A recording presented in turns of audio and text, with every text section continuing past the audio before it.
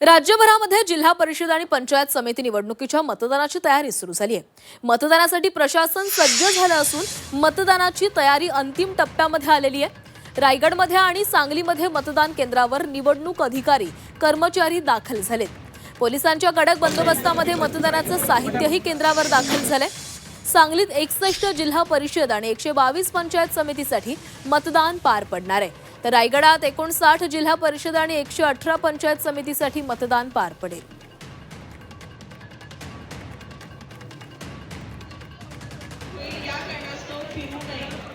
रायगड आणि सांगलीमधली दृश्य आपण पाहतोय। मतदान केंद्रावर कडक बंदोबस्त पाहायला मिळतोय।